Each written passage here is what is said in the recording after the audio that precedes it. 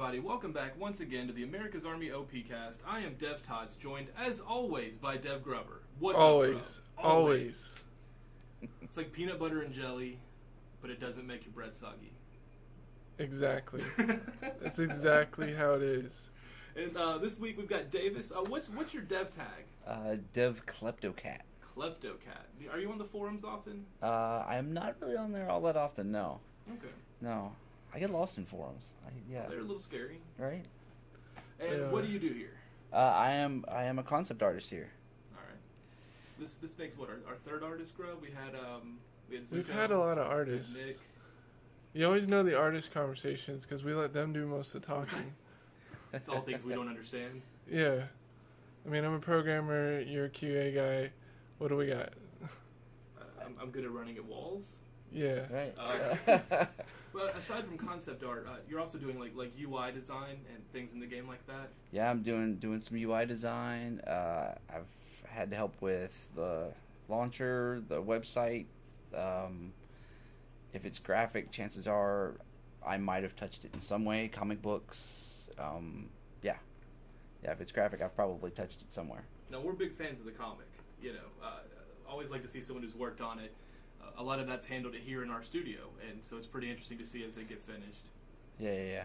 I love to get the tie-ins when we actually tie in the comic to whatever we're working on. Like Redline did that. Like our user map competition. The reason we were pushing someone to have a train in there is we would love to tie it in with the train scene in an upcoming comic and share, some scenes there. As a concept artist, how are you looking at these UMM maps?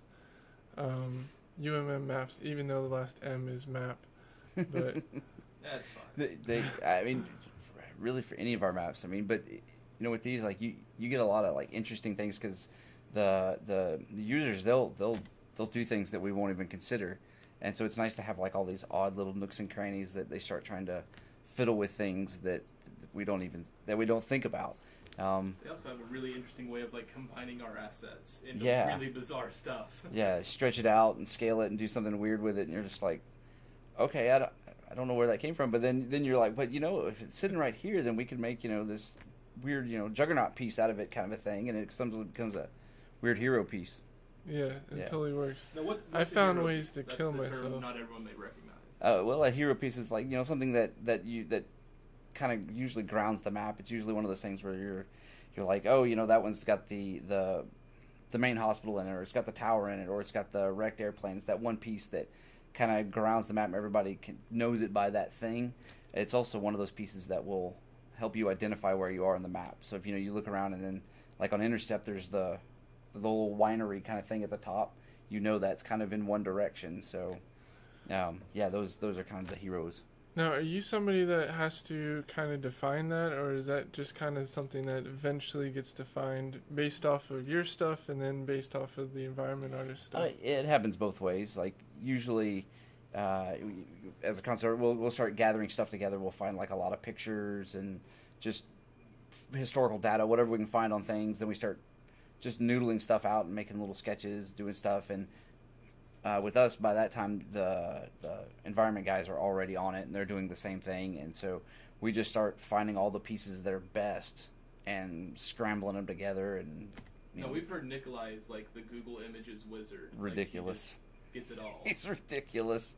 Yeah. You're like, oh yeah, I found like a couple of dozen pictures that I think really work, and then he'll show up and he'll like, oh okay, well I've got this whole folder structure and I've got like 600 images, and you're like, you've been looking for 15 minutes. How did you just do that? And he's actually ridiculous on all those things. He'll do that, and then he'll come up with just strange little ideas when he sees something, and he's got a very vivid imagination. So one of the things that we did recently was Intercept. We actually put out the concept art for Intercept. Mm-hmm. Not recently put it out, but recently when we did Intercept, we actually put out the concept art while we were working on it.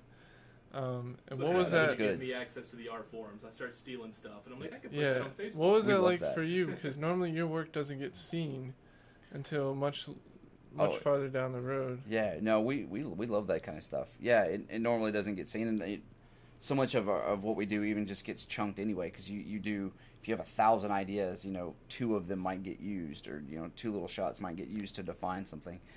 So it's always great to have that stuff out there. Absolutely. And that whole map was a fun process because a lot of times things lag a little bit, and so it was really nice to have it where we were right in the mix on a constant basis, and that map was really nice to get a lot of things stirring in the pot. That whole map was interesting. Just there was so much design by committee with the community, because Casey first put it out there, and we got a little bit of feedback, pulled it back in. The art started happening, a lot of design started happening, and we put it out. Yeah. And then we got some more feedback. We pulled it back to art. Okay, let's change the sky color. Let's remove some of this and change this. And I mean, we've never done that, right? Like I can't think of any games really that have ever pulled a map back in and been like, sure, fine, we'll do that then.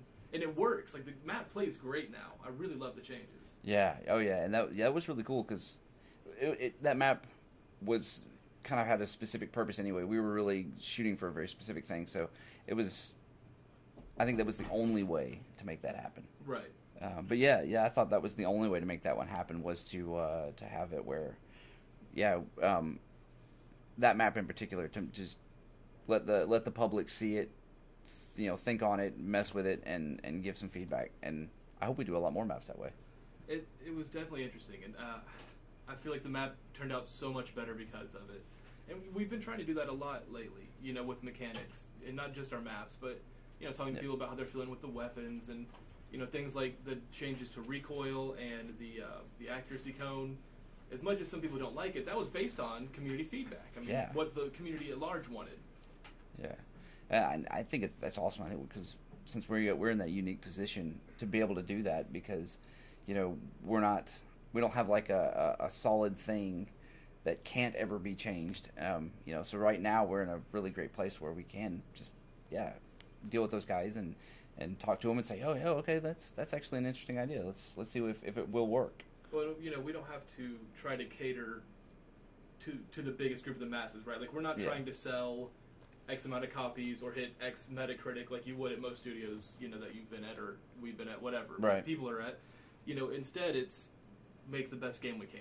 And I talk to friends. I've got some friends who work at EA that I was talking to recently, and they were asking about working on the game, and I was explaining to them, I was like, it's like a no stress kind of thing. Like you make the best thing you can, and if it doesn't work out, they start over. There's no stress on the release. There's no stress about Metacritic. There's so many things. It's just a wonderful environment. It really is. Yeah, it's nice to have that, and to be able to just get things done, and and especially as a lot of people are coordinating really well, and that makes things awesome. I really like what GB Gangster has been doing lately on the forums. Is he's been making topics about like community things to discuss, and then he's been emailing us and like all the devs and saying, hey, I'd like somebody to get on and make a comment about this and kind of watch this forum. And so like again, just another way to integrate the community into decisions and those finite things or those not so finite things that we have. I'm lost words. Well, speaking of community choice, all of those things, one thing that's been pretty divisive in our community is our HUD. Some people really like it. Some people liked our older, more minimal things. There's a real big divide between your modern FPS gamer who likes to actually have information and just play and have fun, and the older AA generation players who want minimal information, don't want the spots, don't want the tags, the nameplates, the blah, blah, blah. And, as a UI designer, how do you kind of look at that? How do you feel like we could head in a different direction, or? You try to look at what everybody's saying, and try to take everything into kind of context and see where they're at.